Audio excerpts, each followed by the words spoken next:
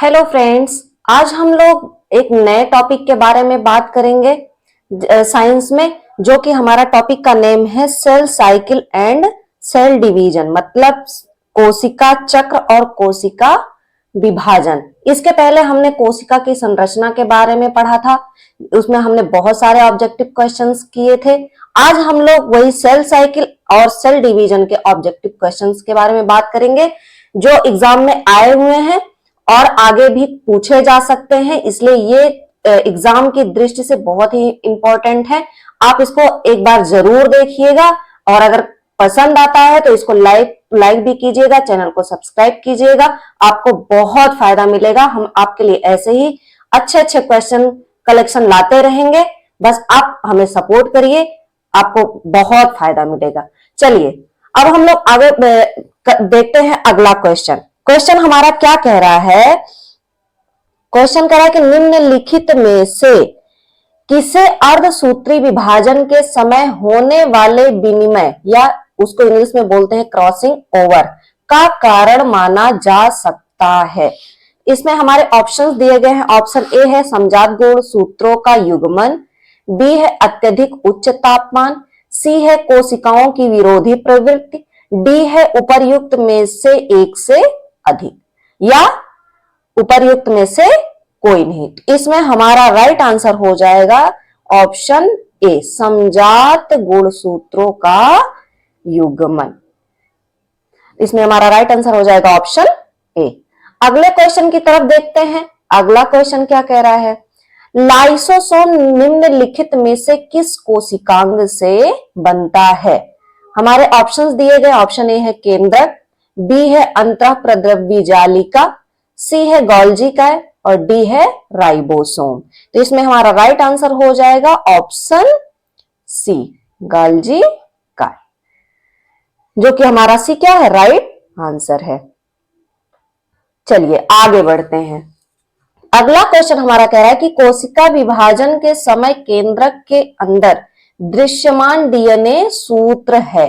क्या है? इसको डीएनए को क्या बोला जाता है? ए है स्पिंडल फाइबर, बी है तारक केंद्र, सी है तारक, डी है गुणसूत्र। तो इसमें हमारा राइट आंसर हो जाएगा ऑप्शन डी, गुणसूत्र। मतलब डीएनए को क्या बोला जाता है? गुणसूत्र बोलते हैं। इसमें हमारा डी हो जाएगा राइट आंसर। अगले क्वेश्चन की तरफ बढ़ते हैं। तो अगला क्वेश्चन क्या कह रहा है? अगला कह रहा है कि प्रोटीन संश्लेषण निम्न की सतह पर होता है। किसकी सतह पर प्रोटीन संश्लेषण होता है? तो ऑप्शंस देखते हैं। चिकनी अंतःद्रव्य जालिका, बी है खुरदरी अंतःद्रव्य जालिका, सी है केंद्रक, डी है उपर्युक्त में से एक से अधिक, या उपर्युक्त में से कोई नहीं। इसमें हमारा राइट आंसर हो जाएगा ऑप्शन बी, खुरदरी अंतःद्रव्य जालिका, जो कि हमारे प्रोटीन संश्लेषण इसी पे होता है। आगे बढ़ते हैं अगले क्वेश्चन में। अगला क्वेश्चन कह रहा है कि उस प्रक्रिया का नाम बताइए जिसके कारण काल्पनिक विलयन में रखे जाने पर जीवित कोशिकाएं आकार और आकार में विस्तारित हो जाते हैं। कौन सी ऐसी प्रक्रिया है? तो इसमें हमारे ऑप्शंस दिए गए हैं। प्रसार, बी है परासरण, सी है वाष्पोत्सर्जन, या डी है उपर्युक्त में से एक से अधिक, या ई है उपर्युक्त में से कोई नहीं। इसमें हमारा राइट आंसर हो जाएगा ऑप्शन बी, परासरण। आगे बढ़ते हैं अगले क्वेश्चन में। तो हमारा अगला क्वेश्चन कह रहा है कि निम्नलिखित में से कौन सी सबसे बड़ी कोशिका है? तो इसमें हमारे ऑप्शन दिए गए हैं। अंडाणु, बी है शुतुरमुर्ग का अंडा, सी है प्लीहा, डी है उपर्युक्त में से एक से अधिक, या ई है उपर्युक्त में से कोई नहीं। इस क्वेश्चन को तो आप बहुत बार देख चुके होंगे, जो कि बहुत बार पूछा जा सकता है या पूछा गया है, आपने बहुत बार पढ़ा भी होगा। तो इसमें हमारा राइट आंसर क्या हो जाएगा? ऑप्शन बी, शुतुरमुर्ग का अंडा, जो कि हमारी क्या है? सबसे बड़ी कोशिका है। अगले क्वेश्चन की तरफ आगे बढ़ते हैं। तो अगला क्वेश्चन क्या कह रहा है कि समसूत्री विभाजन की किस प्रावस्था के दौरान तर्क तंतु बनते हैं और गुणसूत्रों से जुड़ जाते हैं? तो इसमें हम ऑप्शंस देखते हैं। मध्यावस्था, बी है पश्चावस्था, सी है पूर्वावस्था, या डी है अंत्यावस्था। तो इसमें हमारा राइट आंसर हो जाएगा ऑप्शन ए, मध्यावस्था। आगे बढ़ते हैं अगले क्वेश्चन में। तो अगला हमारा कह रहा है कि कोशिका विभाजन के किस चरण में G1 प्रवस्था, S प्रवस्था, G2 प्रवस्था होती है? किस विभाजन में, कौन से चरण में ये तीनों अवस्थाएं आती हैं? तो इसमें हमारा राइट आंसर हो जाएगा ऑप्शन डी, अंतरावस्था। अंतरावस्था में हमारी ये तीनों अवस्थाएं आती हैं। आगे बढ़ते हैं अगले क्वेश्चन में। तो अगला कह रहा है कि कोशिका विभाजन को बढ़ावा देता है। हमें फिल करना है कि सबसे पहले क्या क्या चीज है जो कोशिका विभाजन को बढ़ावा देता है। तो हमारे ऑप्शंस दिए गए हैं। ए है एब्सिसिक अम्ल, बी है साइटोकाइनिन, सी है जिब्रेलिन्स या डी है ऑक्सिन। इसमें हमारा राइट आंसर हो जाएगा ऑप्शन बी, साइटोकाइनिन। आगे बढ़ते हैं अगले क्वेश्चन में। तो अगला क्या कह रहा है? अगला कह रहा है कि क्रोमैटिन, फिर बीच में हमें फिल इन द ब्लैंक्स है, से बना होता है। क्रोमैटिन किस किस से मिलकर बना होता है? तो इसमें हमारे ऑप्शंस दिए गए हैं डीएनए और आरएनए, बी है आरएनए और हिस्टोन, सी है डीएनए और हिस्टोन, हिस्टोन भी एक हमारा प्रोटीन है, डी होता है DNA plus RNA plus histone. DNA मतलब डीऑक्सीराइबोन्यूक्लिक एसिड, आरएनए है राइबोन्यूक्लिक एसिड और हिस्टोन प्रोटीन। ये तीनों मिलकर हमारे क्या बनाते हैं? क्रोमैटिन। तो इसमें हमारा राइट आंसर हो जाएगा ऑप्शन डी। इन तीनों से मिलकर क्या बनता है? हमारा क्रोमैटिन। आगे बढ़ते हैं अगले क्वेश्चन में। हमारा अगला क्वेश्चन क्या कह रहा है? अगला कह रहा है कि युग्मक का निर्माण किस प्रक्रिया द्वारा होता है? युग्मक जो हमारे जाइगोट बनते हैं, जब हमारे बेबी का निर्माण होता है तो वो किस प्रक्रिया में होता है? प्रक्रिया इसमें हम देखते हैं ए है विखंडन, बी है अर्धसूत्री विभाजन, सी है समसूत्री विभाजन या डी है असूत्री विभाजन। तो इसमें हमारा राइट आंसर हो जाएगा ऑप्शन बी, अर्धसूत्री विभाजन करने पे हमारे युग्मक का निर्माण होता है, जो कि हमारा क्या कहलाता है? जाइगोट या बेबी का निर्माण। आगे बढ़ते हैं अगले क्वेश्चन में। अगला क्वेश्चन क्या कह रहा है कि मनुष्यों में कोशिका विभाजन मुख्यतः फिर डॉट डॉट प्रकार के होते हैं। मनुष्य में कोशिका विभाजन कितने प्रकार के होते हैं? तो मनुष्यों में कोशिका विभाजन होता है दो प्रकार के। एक होता है समसूत्री विभाजन, समसूत्री, दूसरा होता है अर्ध सूत्री। ये हमारे विभाजन होते हैं। मतलब मनुष्य में कोशिका विभाजन दो प्रकार, एक समसूत्री विभाजन, दूसरा क्या है? अर्धसूत्री विभाजन। तो इसमें हमारा राइट आंसर हो जाएगा ऑप्शन बी। आगे बढ़ते हैं अगला क्वेश्चन देखते हैं क्या कह रहा है कि 16 गुणसूत्रों के साथ एक कोशिका को कोलिसिन के साथ इलाज किया जाता है। अंत में कोशिका में कितने गुणसूत्र होंगे? नोट है रासायनिक कोलिसिन धुरी के गठन में हस्तक्षेप करता है। इसमें हमारा ऑप्शन दिया गया है 32, 40, 16, 24। तो इसमें हमारे राइट आंसर हो जाएंगे ऑप्शन ए, 32। आगे बढ़ते हैं अगले क्वेश्चन में। अगला क्वेश्चन क्या कह रहा है कि प्रोटोजोआ द्विखंडन द्वारा जनन करता है। 8 पीढ़ी के बाद प्रोटोजोआ की संख्या कितनी होगी? जो हमारे प्रोटोजोआ है वो उनका एक, जैसे कोई पार्ट है, पार्ट अलग हो जाता है, दो बन गए, फिर उसके बाद दो में से फिर उसके बाद उसका विखंडन होता है, फिर अगले का विखंडन होता है। ऐसे ऐसे हमारा जो है 8 पीढ़ी, 8 पीढ़ी के बाद प्रोटोजोआ की संख्या कितनी हो जाएगी? इसमें हमारा राइट आंसर हो जाएगा ऑप्शन डी, 256। इनकी संख्या 8 पीढ़ी के बाद कितनी हो जाएगी? 256। आगे बढ़ते हैं अगला क्वेश्चन देखते हैं। अगला क्या कह रहा है कि विनिमय या क्रॉसिंग ओवर किसमें होता है? ऑप्शंस दिए गए हैं समसूत्री कोशिकाओं, बी है असूत्री कोशिकाओं, सी है अर्धसूत्री कोशिकाओं या डी है उत्परिवर्तनशील कोशिकाओं। तो इसमें हमारा राइट आंसर हो जाएगा ऑप्शन सी, अर्धसूत्री कोशिकाओं द्वारा विनिमय किसमें होता है? अर्धसूत्री कोशिकाओं में। आगे बढ़ते हैं अगले क्वेश्चन में। तो कह रहा है कि समसूत्री कोशिका विभाजन के किस चरण में गुणसूत्र अपनी पहचान खो देते हैं? समसूत्री विभाजन कौन सा ऐसा चरण आता है जिसमें गुणसूत्र क्या है, अपना जो उनका मेन कैरेक्टरिस्टिक होता है वो छोड़ देते हैं, वो खत्म हो जाता है। तो इसमें हमारे ऑप्शंस दिए गए हैं, पूर्वावस्था, मध्यावस्था, पश्चावस्था या अंत्यावस्था। तो ये हमारा राइट आंसर हो जाएगा ऑप्शन डी, मतलब अंत्यावस्था में समसूत्री विभाजन में गुणसूत्र अपनी पहचान खो देते हैं। आगे बढ़ते हैं, अगले क्वेश्चन की तरफ चलते हैं। तो अगला कह रहा है कि मानव कोशिका के कोशिका चक्र की अनुमानित अवधि कितनी होती है। तो इसमें हमारे ऑप्शन दिए 24 घंटे, 6 घंटे, 1 घंटा या 12 घंटे। तो इसमें हमारा राइट आंसर हो जाएगा ऑप्शन ए, 24 घंटे। मानव कोशिका की कोशिका चक्र की अनुमानित अवधि कितनी होती है, 24 घंटे। आगे बढ़ते हैं अगले क्वेश्चन में। तो कह रहा है केवल यूकैरियोटिक कोशिका में पाए जाने वाले घटक की पहचान कीजिए जो केवल यूकैरियोटिक कोशिका में पाया जाता है। तो इसमें हमारा राइट आंसर हो जाएगा ऑप्शन सी, नाभिकीय झिल्ली। नाभिकीय झिल्ली ही केवल यूकैरियोटिक कोशिका में पाया जाता है, जो कि प्रोकैरियोटिक कोशिका में नहीं पाया जाता। ऑप्शंस देख, हमारा राइट आंसर हो जाएगा ऑप्शन सी, नाभिकीय झिल्ली। आगे बढ़ते हैं अगले क्वेश्चन में। तो अगला कह रहा है कि कोशिका विभाजन के मध्यावस्था के दौरान गुणसूत्र की संरचना कैसी होती है। मतलब जब कोशिका का विभाजन होता है, जब वो हम अपने मध्यावस्था में पहुंच जाता है, तो गुणसूत्र की संरचना कैसी हो जाती है। तो इसमें हमारा राइट आंसर हो जाएगा, यह 2 संतति अर्ध गुणसूत्र का बना होता है जो गुणसूत्र बिंदु पर एक दूसरे से जुड़ी हुई होती है। तो इसमें हमारा राइट आंसर हो जाएगा ऑप्शन ए, यह 2 संतति अर्ध गुणसूत्र का बना होता है।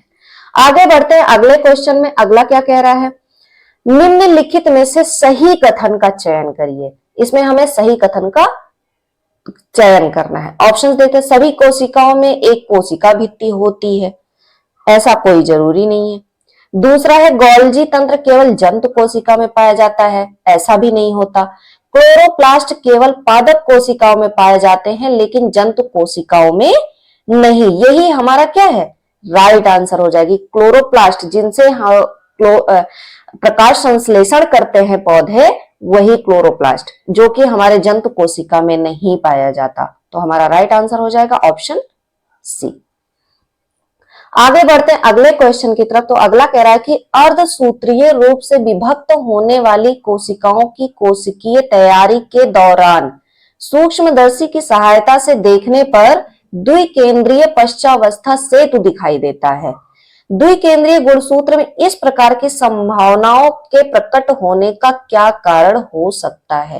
क्वेश्चन थोड़ा बड़ा है लेकिन आप समझेंगे तो आसानी से आ जाएगा। इसका हमारे ऑप्शंस दिए गए, प्रतिस्थापन परिवर्तन, बी है पराकेंद्रीय प्रतिलोमन, सी है परिकेंद्रीय प्रतिलोमन या डी है विलोपन उत्परिवर्तन। तो इसमें हमारा राइट आंसर हो जाएगा ऑप्शन सी, परिकेंद्रीय प्रतिलोमन। आगे बढ़ते हैं अगले क्वेश्चन की तरफ। अगला क्या कह रहा है कि विनिमय या क्रॉसिंग ओवर किसमें होता है। तो ये हमारा किसमें होता है, अर्धसूत्री कोशिकाओं में। तो इसमें हमारा सी क्या हो जाएगा, राइट आंसर हो जाएगा। आगे बढ़ते हैं अगले क्वेश्चन में कि गुणसूत्रों का गुणसूत्र बिंदु या डॉट डॉट में 2 भागों में विभाजित हो जाता है। तो गुणसूत्रों का गुणसूत्र बिंदु किस अवस्था में 2 भागों में विभाजित हो जाता है। तो इसमें हमारा राइट आंसर हो जाएगा ऑप्शन सी, पश्चावस्था में यह 2 भागों में डिवाइड हो जाता है। आगे बढ़ते हैं अगले क्वेश्चन में। अगला क्या कह रहा है कि निम्नलिखित में से किसे अर्धसूत्री विभाजन के समय होने वाले विनिमय या क्रॉसिंग ओवर का कारण माना जा सकता है। ऑप्शंस दिए गए हैं, समजात गुणसूत्रों का युग्मन, बी है अत्यधिक उच्च तापमान, सी है कोशिकाओं की विरोधी प्रवृत्ति या डी है कोशिका माध्यम में अधिक पोषक तत्वों का उपस्थित होना। इसमें हमारा राइट आंसर हो जाएगा समजात गुणसूत्रों का युग्मन, ऑप्शन ए। आगे बढ़ते हैं अगले क्वेश्चन की तरफ। अगला क्या कह रहा है कि सूत्री विभाजन के किस अवस्था में गुणसूत्र विपरीत ध्रुवों की ओर गति करते हैं। सूत्री विभाजन किस अवस्था में? तो इसमें हमारे ऑप्शंस दिए गए हैं प्रोफेज, मेटाफेज, टीलोफेज या एनाफेज। तो इसमें हमारा राइट आंसर हो जाएगा ऑप्शन डी, एनाफेज। इसमें जो है गुणसूत्र विपरीत ध्रुवों की ओर गति करते हैं। आगे बढ़ते हैं अगले क्वेश्चन की तरफ। निम्नलिखित में से सूत्र विभाजन के सबसे लंबा स्टेज कौन सा है? सबसे लंबा, जो इस प्रोसेस को होने में सबसे ज्यादा समय लगता है, तो हमारा राइट आंसर होगा इसमें, ऑप्शंस देखते हैं। ऑप्शन है प्रोफेज, मेटाफेज, एनाफेज या टीलोफेज। तो इसमें हमारा राइट आंसर हो जाएगा ऑप्शन ए, प्रोफेज। इस अवस्था में सबसे ज्यादा समय लगता है। आगे बढ़ते हैं अगले क्वेश्चन की तरफ। तो अगला कह रहा है कि मियोसिस के किस स्टेज पर गुणसूत्रों की संख्या आधी रह जाती है? मियोसिस के किस स्टेज पर? तो हमारा इसमें ऑप्शन थे metaphase first, anaphase first, metaphase second या एनाफेज सेकेंड। तो इसमें हमारा राइट आंसर हो जाएगा एनाफेज फर्स्ट। इसमें जो है गुणसूत्रों की संख्या क्या हो जाती है? आधी हो जाती है। आगे बढ़ते हैं तो अगला क्वेश्चन कह रहा है कि उपापचय या मेटाबॉलिज्म की दृष्टि में निम्नलिखित में से किस अवस्था की कोशिका ज्यादा सक्रिय होती है? इसमें हमारे ऑप्शंस दिए गए इंटरफेज, टीलोफेज, प्रोफेज या मेटाफेज। तो इसमें हमारा राइट आंसर हो जाएगा ऑप्शन सी, प्रोफेज। आगे बढ़ते हैं अगले क्वेश्चन की तरफ। अगला हमारा क्या कह रहा है कि मियोसिस के लिए कौन सा कथन सही है? ऑप्शन हमारे हैं मियोसिस फर्स्ट समसूत्री विभाजन है, मियोसिस फर्स्ट अर्धसूत्री विभाजन है, मियोसिस सेकंड अर्धसूत्री विभाजन है या मियोसिस फर्स्ट और सेकंड दोनों अर्धसूत्री विभाजन है। तो इसमें हमारा राइट आंसर हो जाएगा मियोसिस फर्स्ट क्या है? ये हमारा अर्धसूत्री विभाजन है, ऑप्शन बी। आगे बढ़ते हैं अगले क्वेश्चन की तरफ। तो अगला हमारा कह रहा है कि शरीर में लगी चोट की मरम्मत के लिए किस प्रकार के सेल विभाजन का प्रयोग किया जाता है? ऑप्शंस दिए गए हैं केवल समसूत्रण का, बी है केवल अर्धसूत्री विभाजन का, सी है माइटोसिस और मियोसिस दोनों का, डी है ना समसूत्रण और ना ही अर्धसूत्री विभाजन। तो इसमें हमारा राइट आंसर हो जाएगा केवल समसूत्रण, माइटोसिस। आगे बढ़ते हैं अगले क्वेश्चन की तरफ। तो अगला हमारा कह रहा है कि निम्नलिखित में से शरीर विज्ञान एवं चिकित्सा की वह कौन सी शाखा है जो पुरुषों के विशिष्ट रोगों एवं स्थितियों से संबंधित है?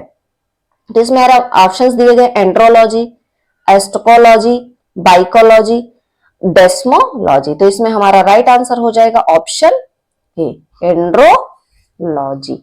आगे बढ़ते हैं अगले क्वेश्चन की तरफ। तो अगला हमारा कह रहा है कि निम्नलिखित में से कौन सा हिस्सा मानव त्वचा का सबसे बाहरी हिस्सा होता है, सबसे ऊपरी हिस्सा?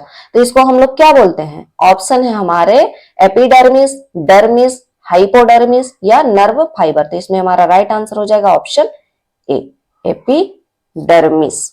ये क्या है? जो है सबसे ऊपरी परत है।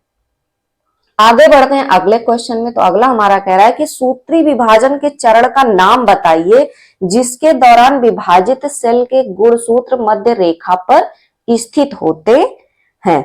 तो इसमें हमारे ऑप्शंस दिए गए हैं एनाफेज, टीलोफेज, मेटाफेज या प्रोफेज। तो इसमें हमारे राइट आंसर हो जाएंगे मेटाफेज, ऑप्शन सी। आगे बढ़ते हैं अगले क्वेश्चन की तरफ। निम्नलिखित में से अर्धसूत्रण के लिए कौन सा कथन सत्य नहीं है? तो इसमें हमारे ऑप्शंस देख लीजिए, ऑप्शन भी बहुत सारे दिए गए हैं। इसमें हमारे राइट आंसर हो जाएंगे ऑप्शन बी, अर्धसूत्रण के परिणाम स्वरूप परिणामी कोषों में गुणसूत्रों की संख्या दोगुनी हो जाती है, अर्धसूत्रण के परिणाम स्वरूप। Option B is the right answer. आगे बढ़ते हैं अगले क्वेश्चन में। तो अगला हमारा क्या कह रहा है? अगला कह रहा है कि कोशिका विभाजन से संबंधित है। कोशिका विभाजन से संबंधित है कौन सा? ऑप्शन है जिब्रेलिन, साइटोकाइनिन, ऑक्सिन या माइलेक हाइड्रोजाइड। तो इसमें हमारा ऑप्शन है option B is the right answer, cytokinin. चलिए आगे बढ़ते हैं। अगला क्वेश्चन हमारा कह रहा है कि कोशिका चक्र का प्राथमिक उद्देश्य क्या है? ऑप्शंस हमारे दिए गए हैं क्षतिग्रस्त कोशिकाओं की मरम्मत करें, बी है ऊर्जा उत्पन्न करें, सी है नई कोशिकाओं का निर्माण करें, या डी है अपशिष्ट उत्पादों को हटा दे। तो कोशिका चक्र का प्राथमिक उद्देश्य क्या है? इसमें हमारा राइट आंसर होगा नई कोशिकाओं का निर्माण करना, ऑप्शन सी। आगे बढ़ते हैं अगले क्वेश्चन की तरफ। तो अगला कह रहा है कि कोशिका चक्र के किस चरण में डीएनए की प्रतिकृति शामिल होती है, जिसमें डीएनए हमारा भाग लेता है। तो इसमें हमारे ऑप्शंस दिए गए हैं G1 चरण, S चरण, G2 चरण या M चरण। तो इसमें हमारा राइट आंसर हो जाएगा option B. B is the right answer, S चरण। इस चरण में डीएनए की भागीदारी होती है। आगे बढ़ते हैं अगले क्वेश्चन में। तो अगला हमारा कह रहा है कि कोशिका चक्र के किस चरण के दौरान गुणसूत्र माइक्रोस्कोप के नीचे दिखाई देते हैं? किस चरण में जो है गुणसूत्र माइक्रोस्कोप में हम देख सकते हैं? तो इसमें हमारे ऑप्शंस दिए गए हैं G1 चरण, S चरण, G2 चरण या प्रोफेज। तो इसमें हमारा राइट आंसर हो जाएगा ऑप्शन डी, प्रोफेज। प्रोफेज के चरण में हम गुणसूत्र को माइक्रोस्कोप के नीचे देख सकते हैं। आगे बढ़ते हैं अगले क्वेश्चन की तरफ। तो अगला हमारा कह रहा है कि पशु कोशिकाओं में माइटोसिस का अंतिम परिणाम क्या होता है? आगे बढ़, तो इसमें हमारे ऑप्शंस दिए गए हैं। 2 समान संतति कोशिकाएं, बी है 4 आनुवंशिक रूप से भिन्न संतति कोशिकाएं, सी है 1 पुत्री कोशिका या डी है 3 समान संतति कोशिकाएं। तो इसमें हमारा राइट आंसर हो जाएगा ऑप्शन ए, 2 समान संतति कोशिकाएं। Option A is the right answer, 2 समान संतति कोशिकाएं। आगे बढ़ते हैं अगले क्वेश्चन में। तो अगला हमारा क्या कह रहा है? अगला कह रहा है कि अर्धसूत्री विभाजन में कितने विभाजन होते हैं और कितनी संतति कोशिकाएं उत्पन्न होती हैं? अर्धसूत्री विभाजन में कितने विभाजन होते हैं? तो इसमें हमारे ऑप्शन थे, एक प्रभाग 2 पुत्री कोशिकाएं, एक प्रभाग 4 संतति कोशिकाएं, 2 विभाग या प्रत्येक में 2 पुत्री कोशिकाएं, या 2 विभाग प्रत्येक में 4 पुत्री कोशिकाएं। तो इसमें हमारे राइट आंसर हो जाएंगे 2 विभाग और प्रत्येक में 2 पुत्री कोशिकाएं। Option C is the right answer. इसमें हमारा ऑप्शन सी क्या है? राइट है। आगे बढ़ते हैं अगले क्वेश्चन में। तो माइटोसिस के किस चरण में बहन क्रोमेटिड्स का पृथक्करण और विपरीत ध्रुवों पर उनका संचलन शामिल है? ऑप्शंस दिए गए हैं, प्रोफेज, मेटाफेज, एनाफेज या टीलोफेज। इसमें हमारा राइट आंसर हो जाएगा ऑप्शन सी, एनाफेज। आगे बढ़ते हैं अगले क्वेश्चन में। तो अगले क्वेश्चन में देखते हैं, कह रहा है कि अर्धसूत्री विभाजन का क्या महत्व है? मतलब अर्धसूत्री विभाजन का क्या महत्व है हमारे लाइफ में? तो ये है ऑप्शन दिए गए, यह आनुवंशिक रूप से समान संतानों में आनुवंशिक विविधता सुनिश्चित करता है, या पुत्री का निर्माण करता है, या केवल दैहिक कोशिकाओं में जिम्मेदार होता है, यह कोशिका की मरम्मत के लिए जिम्मेदार है।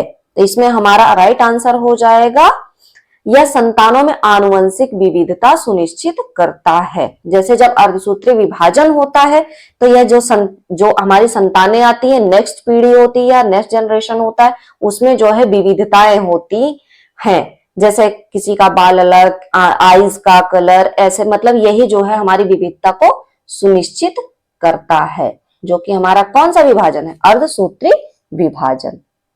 आगे बढ़ते हैं अगले क्वेश्चन में। तो अगला कह रहा है कि कौन सी संरचना कोशिका चक्र को नियंत्रित करने और अनियंत्रित कोशिका वृद्धि को रोकने में महत्वपूर्ण भूमिका निभाती है? इसमें ऑप्शंस दिए गए हैं, राइबोसोम, तारक केंद्र, माइटोकॉन्ड्रिया या साइक्लिन आश्रित काइनेज। तो इसमें हमारा राइट आंसर हो जाएगा ऑप्शन डी, साइक्लिन। आगे बढ़ते हैं अगले क्वेश्चन में। तो अगला हमारा कह रहा है कि माइटोसिस और अर्धसूत्री विभाजन दोनों का अंतिम चरण क्या है? माइटोसिस या और अर्धसूत्री विभाजन दोनों का अंतिम चरण क्या है? प्रोफेज, मेटाफेज, एनाफेज या टेलोफेज। तो इसमें हमारा राइट आंसर हो जाएगा ऑप्शन डी, टेलोफेज।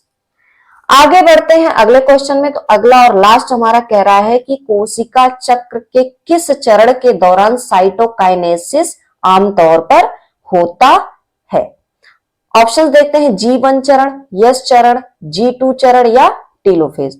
तो इसमें हमारा राइट आंसर हो जाएगा ऑप्शन डी, टेलोफेज। इस चरण में जो है साइटोकाइनेसिस होता है। चलिए, यही हमारा आज का मोस्ट इंपॉर्टेंट क्वेश्चंस था। अगर आपको ये टॉपिक पसंद आया हो तो इस चैनल को लाइक करिएगा, सब्सक्राइब करिएगा, ताकि हमें आगे बढ़ने में हेल्प मिल सके और हम और अच्छे से काम कर सकें।